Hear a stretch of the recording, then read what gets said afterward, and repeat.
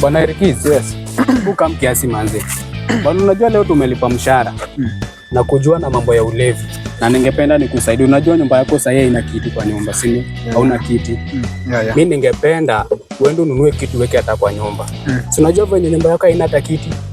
Haina bro. Nataka nikusaidie manze. Kuna jamaa anaitwa Jack Furniture. Sijui kama umesikia. Sijasikia. Huyu jamaa si anatoka tu hapa Kunya hapa karibu na CDF hapo ujui.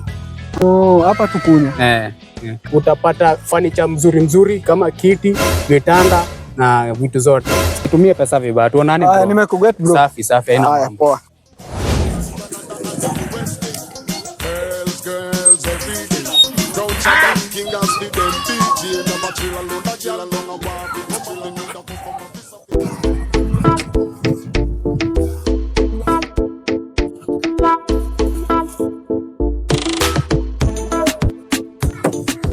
Yes, karibu customer.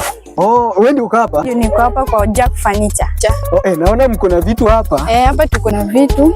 Hapa tuko na wardrobe, tuko na shura, tuko na kitanda, tuko na viti. Mko na viti? Yes. Sasa hizo viti ndio nilikuwa nadai. Made. Yes. Naweza kuona kidogo? Yes, unaweza niona. Nimependezwa na hii shura hapa hivi. Mko na vitu smart. Lakini ni vile sina pesa sasa hivi. So nilikuwa nauliza nipe namba yako ya kupigia ama nitatafuta next time nilikuwa na pesa nikujie. Naweza kukusaidia namba sasa hivi. Sawa. So naweza nisomea 07 40 94 27 74. Umesema 07 40 94 27 74. Yes. Jack Furniture. Yes. Sawa.